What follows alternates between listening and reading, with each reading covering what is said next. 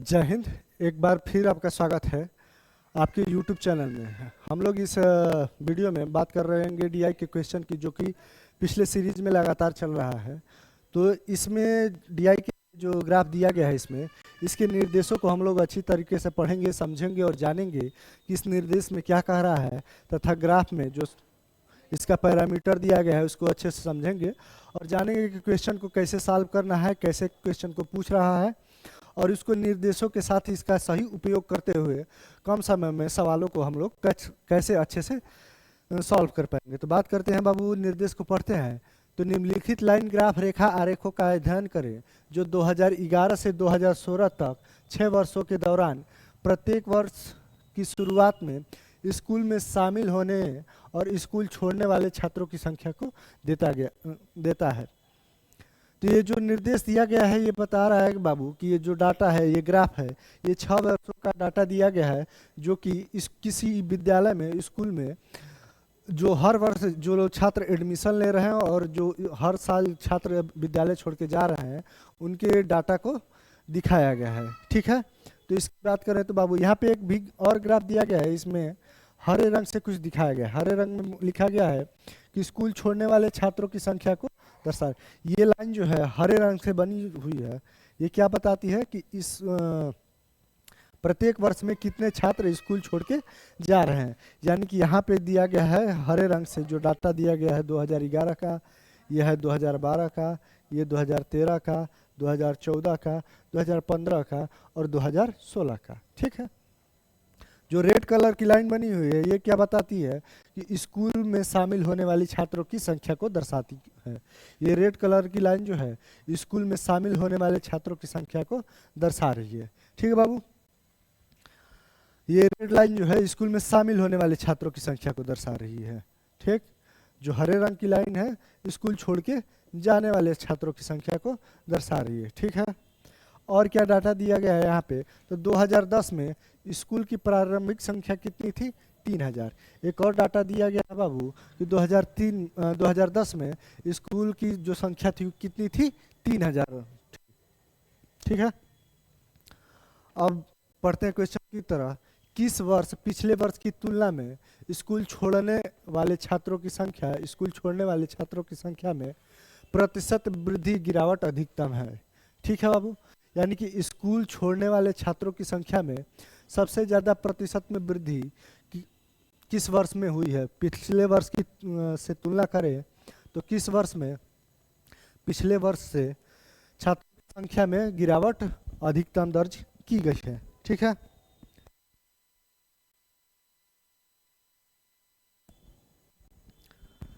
बात करें 2011 की। यहाँ पे 2011 की बात करें बाबू, 2011 का डाटा दिया गया है कि 300 छात्रों ने विद्यालय छोड़ा, जबकि 400 छात्रों ने विद्यालय में एडमिशन लिया। तो यहाँ पे बात करें बाबू तो ये दिया गया है कि 400 छात्रों ने विद्यालय में एडमिशन लिया और 300 छात्र विद्यालय छोड़ के चले गए। इसका मतलब कि जब एडमिशन ज़्यादा लोगों का होगा और छोड़ के कम लोग जाएंगे तो यहाँ पे संख्या में वृद्धि देखने को मिलेगी। कितनी वृद्धि देखने को मिलेगी? 400 माइनस 300 करेंगे तो 100 की संख्या में यहाँ पे वृद्धि देखने को मिलेगी। ठीक है, अब देखिए क्वेश्चन में 2010 की बात करें तो ये तो नहीं दिया गया है कि 2010 में कितने छात्रों ने एडमिशन लिया और कितने छात्र छोड़ के चले गए। अब देखिए क्वेश्चन में क्या पूछ रहा है, पिछले वर्ष की तुलना करने पर विद्यालय छोड़ने वाले छात्रों की संख्या। इसका डाटा ये नहीं बता रहा है हमें कि कितने छात्र विद्यालय छोड़ के गए हैं। यानी कि 2011 की गणना के लिए हमें 2011 की गणना करने के लिए जो निर्देश है हमारे लोगों के पास, जो डाटा है वो अपर्याप्त है। यानी कि 2011 का हम लोग डाटा ऑप्शन की तरफ देखें बाबू तो दिया गया है 2012, 2014, 2016 और 2013। 2012 का निकालना है, 2014 का, 2013 का। यहाँ पे दिया गया है में नहीं है तो इसको निकालने से कोई मतलब नहीं है। ऐसे ही 2016 का भी निकालने से हमें कोई मतलब नहीं है। तो बस हमें 3 वर्षों का डाटा निकालना है, उसके बाद उसकी आपस में तुलना कर देंगे। ठीक है, अब याद करते हैं 2012 का डाटा। 2012 का याद करिए बाबू, 2012 में कितने छात्रों ने विद्यालय छोड़ा? तो 2012 में 500 छात्रों ने विद्यालय छोड़ा, 500। पिछले वर्ष की बात करें तो कितने छात्रों ने विद्यालय छोड़ा, 300। 500 माइनस 300, ठीक है, बटे में पिछले वर्ष से तुलना करें तो 300, और प्रतिशत में ज्ञात करने के लिए 100 से हम लोग गुणा कर देंगे, ठीक है। इसको सॉल्व करें बाबू तो हो जाएगा 200 गुणे 100 बटे 300, घटा ले, आगे हो जाएगा, इसको सॉल्व करेंगे तो हो जाएगा 66.5, फिर 2 हो जाएगा 66%, ठीक है। 2012 का जो आया डाटा 66.66%। ऐसे 2013 की बात करें, 2013 में विद्यालय छोड़ने वाले छात्रों की संख्या कितनी है, 450। 12 में कितनी है, 500। ये बाबू 2013 कमी हुई है, 2012 में ज़्यादा है, तो अब घटाने के लिए क्या करते हैं, बड़े में से छोटे को घटाते हैं, ना कि छोटे में से बड़े को।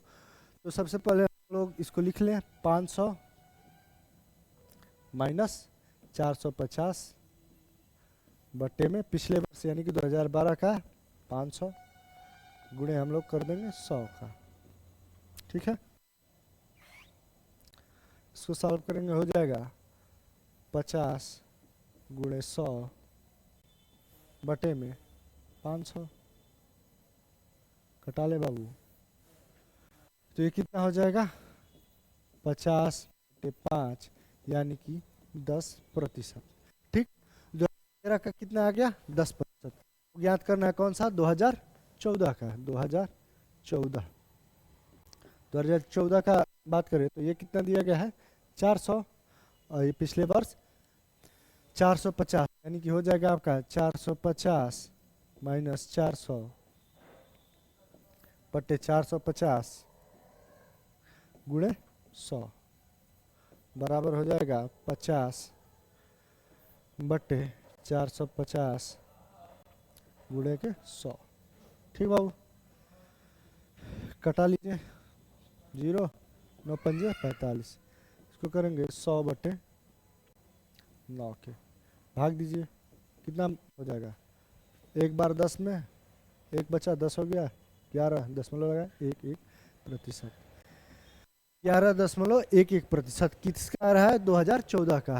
2013 का कितना आ रहा है, 10%। 2012 का कितना आ रहा है, 66.66%। अब बताइए इसमें सबसे बड़ा कौन सा प्रतिशत है, यानी कि 2012 वाला 66.66%। तो ऑप्शन कौन सा सही होगा, ऑप्शन बी 66.6, यानी कि सन 2012, ठीक है। बढ़ते हैं अगले सवाल की तरफ।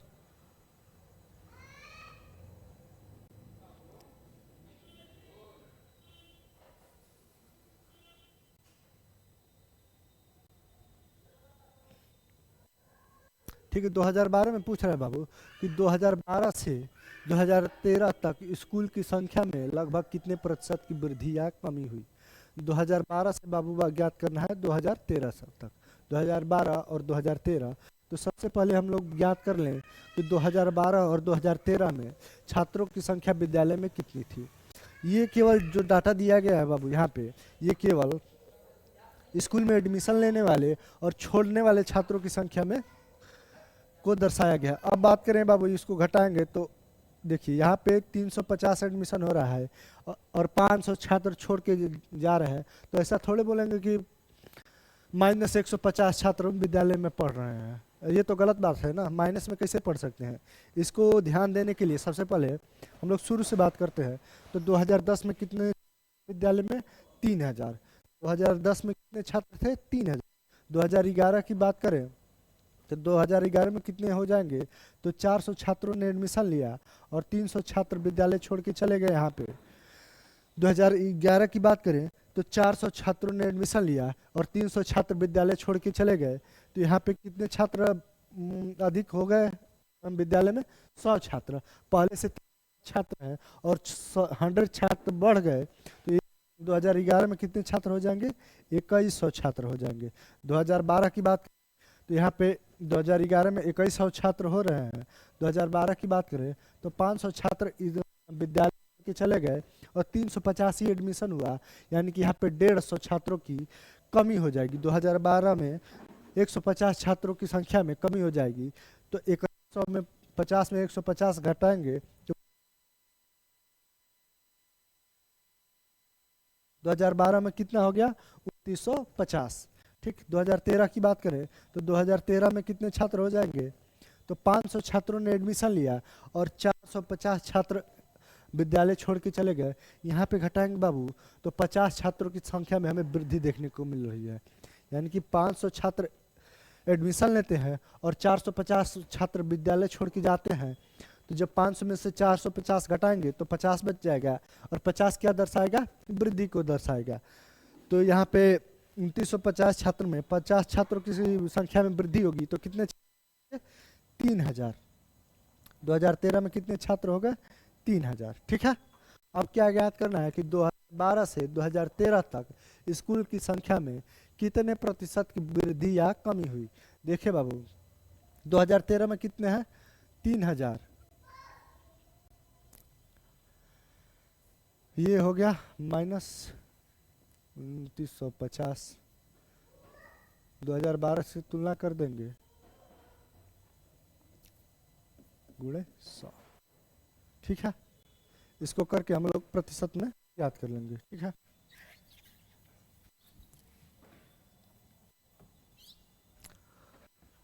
अब देखिए सॉल्व करिए इसको, कितना हो जाएगा, 50 बटे 2950 गुणे 100, कटा लीजिए, 5 से कटा दीजिए इसको,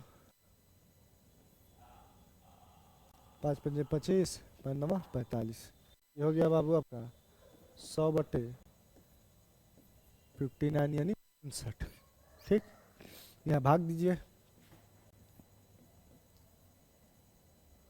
100,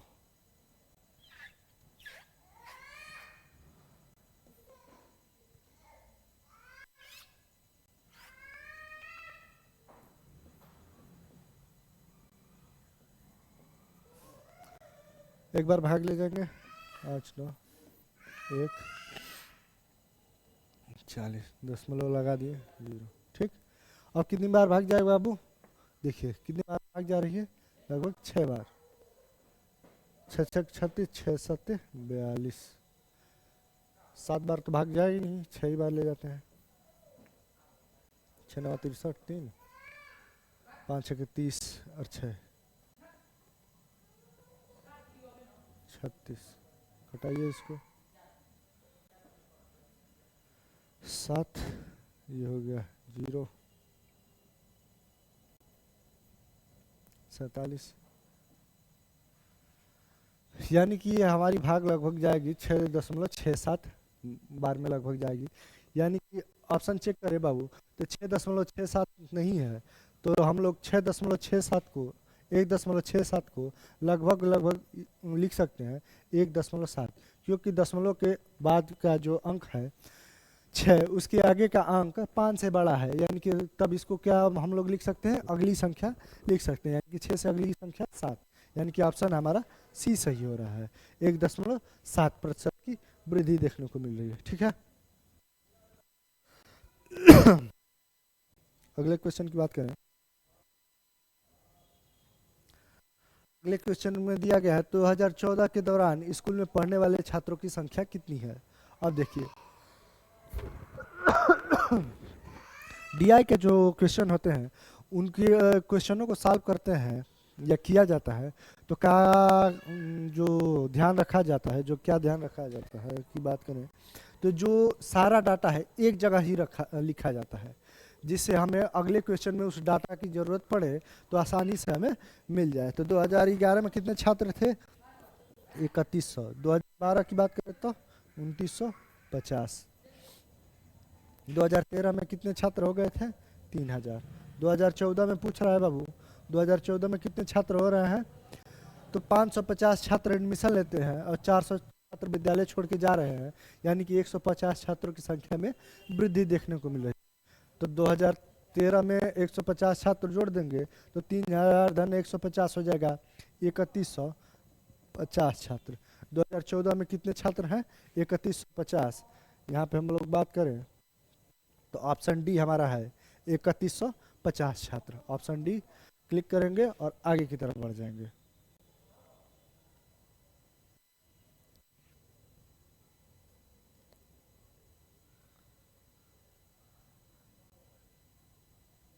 ठीक है, अब क्वेश्चन अगले क्वेश्चन में देखते हैं कि दी गई अवधि के दौरान किसी भी वर्ष में स्कूल में शामिल होने वाले छात्रों की न्यूनतम संख्या का स्कूल छोड़ने वाले छात्रों की अधिकतम संख्या से अनुपात कितना है। यानी कि ये पूछ रहा है बाबू कि हर वर्ष की तुलना करके ये बताइए कि किस वर्ष में स्कूल में शामिल होने वाले छात्रों की संख्या जो सबसे कम हो, न्यूनतम संख्या तथा स्कूल छोड़ने वाले छात्रों की अधिकतम संख्या, ठीक है, का अनुपात कितना है। तो स्कूल में सबसे कम, स्कूल में सबसे साल में छात्र एडमिशन लिए, एडमिशन सबसे कम लिए हैं तो 350। देखिए 400, 350, 500, 500, 450 और 600। हम 2012 में 350 छात्र ने एडमिशन लिया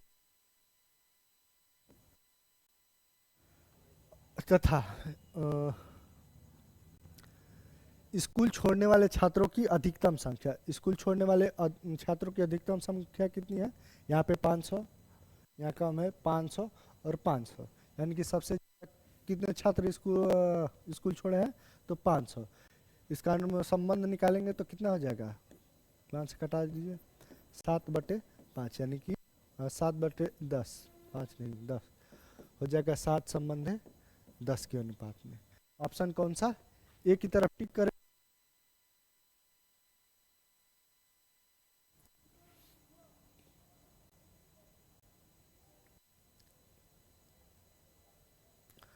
इसमें क्या कर रहा है कि 2013 में स्कूल में पढ़ने वाले छात्रों की संख्या 2016 में स्कूल में पढ़ने वाले छात्रों की संख्या का कितने प्रतिशत थी। यानी बाबू इसमें भी पिछले डाटा की ज़रूरत हमें पड़ जाएगी। तो डाटा को सुरक्षित रखना है, एक जगह साफ सुथरे तरीके से लिखना है ताकि जब भी ज़रूरत पड़े तो हम उस डाटा का उपयोग कर सकें। तो हम लोग के पास डाटा तो इरेज हो गया है पर दिमाग में इरेज नहीं सेव कर लिए हैं, तो इसको हम लोग लिखते हैं। यहाँ पे कितनी थी? तो 2950। यहाँ थी 3100।